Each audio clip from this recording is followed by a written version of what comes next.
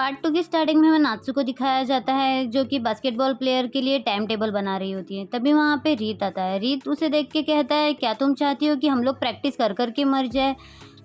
तो नात्सु कहती है कि उस साइड में देखो, तो वहाँ पे किंग के टीम का नाम लिखा हुआ होता है। रीत कहता है कि अच्छा है, हमारा कंपटीशन उनके साथ नहीं है। नात्सु कहती है कि अब नहीं है, लेकिन फाइनल में शायद होगा।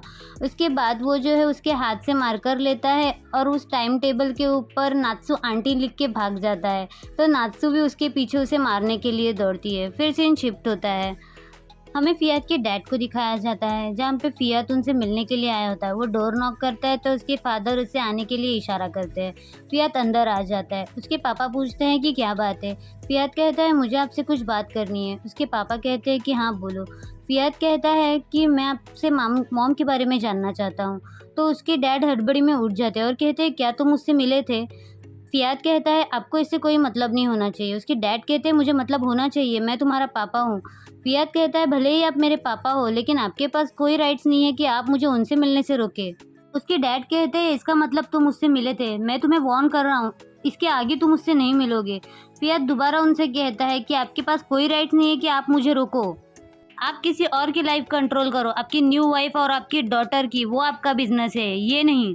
लेकिन आप मुझे मेरी मॉम से मिलने से नहीं रोक सकते। समझ में आया? तो उसके डैड कहते हैं, तुम ये सब इसलिए बोल रहे हो क्योंकि तुम्हें सच्चाई नहीं पता। तो फियात चिल्लाते हुए कहता है, तो आप मुझे बताइए ना ताकि मैं समझ सकूं। उसके डैड उसका कोई जवाब नहीं देते और कहते हैं कि मैं तुम्हें दोबारा वार्न कर रहा हूँ, तुम उससे नहीं मिलोगे। फियात कहता है कि आपको जो करना है वो करके दिखाइए, मैं भी देखता हूँ कि आप मुझे मेरी मॉम से मिलने से कैसे रोकते हैं। ऐसा बोल के वो गुस्से में वहाँ से चला जाता है। फियात के डैड उसे आवाज़ देते हुए रहते हैं। फियात जब रूम के बाहर आता है तो उसकी स्टेप मॉम उसे मिलती है। फियात की स्टेप मॉम कहती है, फियात थोड़ा शांत हो जाओ और अपने पापा की बात सुनो, उनके पास कोई कारण है तुम्हें अपनी मॉम से मिलने से रोकने का। फियात कहता है, अच्छा उनके पास कारण है, वो सेल्फिश है क्योंकि वो आपको इस घर में लेकर आए। उसकी मॉम कहती है कि ऐसी बात नहीं है फियात। तो फियात कहता है, तो मुझे बताइए ना, क्या रीज़न है कि मेरी मॉम आपकी वजह से मुझे छोड़ के नहीं चली गई। उसकी स्टेप मॉम कहती है, फियात तुम मुझसे नफरत कर सकते हो, तुम ये भी सोच सकते हो कि मेरी वजह से तुम्हारी हैप्पी फैमिली टूट गई, लेकिन प्लीज़ तुम अपने डैड से नफरत मत करो, वो तुमसे बहुत ज़्यादा प्यार करते हैं। फियात कहता है कि आप इसे प्यार कहती हैं? उन्होंने मुझे यंग एज में लात मार के घर से बाहर निकाल दिया, उन्होंने एक बार भी नहीं सोचा कि मेरे दिल पे क्या बीती होगी, और आप कह रही है कि वो मुझसे प्यार करते हैं। उसकी मॉम कहती है कि ऐसी बात नहीं है फियात, उनके पास कोई रीज़न था, तुम जो सोच रहे हो वो इंटेंशन नहीं था उनका। तभी वहाँ पे फा आ जाती है और वो फियात को धक्का देते हुए कहती है कि मेरी मॉम को मत रुलाओ। उसकी मॉम कहती है कि अपने भाई से इस तरह से बात मत करो। फा कहती है, क्यों ना करूँ, वो आपको बुली कर रहे हैं। मुझे ग्रैंडमा ने बताया था कि जब मैं पैदा होने वाली थी तब उन्होंने आपको धक्का दिया था, मैं ऑलमोस्ट मरने वाली थी और आप चाहती है कि मैं इनसे प्यार करूँ।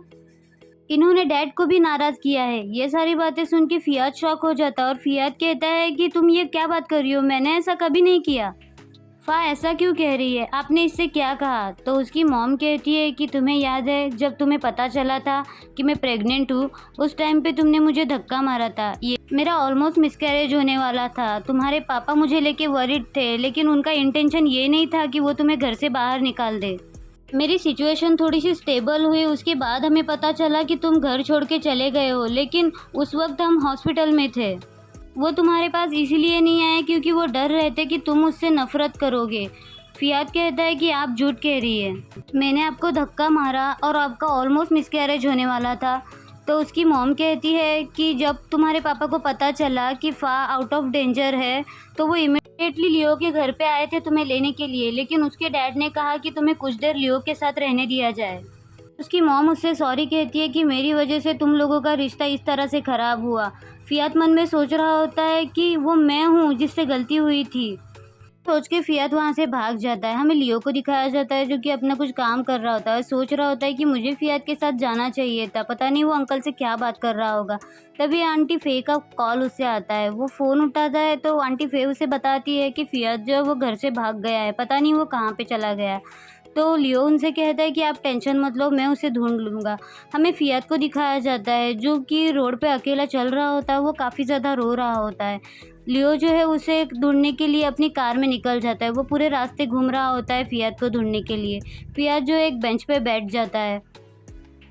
फियात काफ़ी ज़्यादा रो रहा होता है। यहाँ पे लियो जो है उसे फ़ोन ट्राई करने की काफ़ी ज़्यादा कोशिश करता है, लेकिन फियात जो है उसका फ़ोन उठाता नहीं है। फाइनली लियो जो है वो फियात के पास पहुँच जाता है और वो जैसे ही गाड़ी से उतरता है, फियात उसे आके जल्दी से गले लगा लेता है। लियो फियात से कहता है, मैं तुम्हें कब से ढूँढ रहा था। फियात काफ़ी ज़्यादा रो रहा होता है। लियो उसे कंसोल करने की कोशिश करता है। फियात रोते हुए कहता है कि मैंने अपनी बहन को मारने की कोशिश की थी, मैं एक खूनी हूँ, और वो बहुत ज़्यादा रोने लगता है। लियो उसे कहता है कि शांत रहो फियात, मैं हूँ तुम्हारे साथ। फिर सीन शिफ्ट होता है, हमें दिखाया जाता है कि लियो जो है वो फियात को अपनी बाहों में भर के बेड पे सुला देता है। फियात काफ़ी ज़्यादा अपसेट होता है। वो जब लियो वहाँ से जाने लगता है तो फियात उसका हाथ पकड़ लेता है, तो लियो उसके बाजू में ही बैठ जाता है। तो फियात से कहता है, फियात दोबारा ऐसा कभी मत करना, मुझे बिना बताए कभी गायब मत हो जाना। तुम्हें पता है जब आंटी फ़े ने मुझसे कहा कि तुम गायब हो चुके हो, मेरी हालत क्या हो गई थी। मैं पागल हो गया था, तुम अपनी कार भी अपने साथ नहीं लेके गए थे। फियात कहता है, आई एम सॉरी। लियो कहता है कि सॉरी कहने की कोई बात नहीं है, मैं तुमसे नाराज़ नहीं हूँ, मैं बस डर गया था कि तुम गायब हो गए हो। लियो कहता है, क्या तुम सच में मुझसे नाराज़ नहीं हो।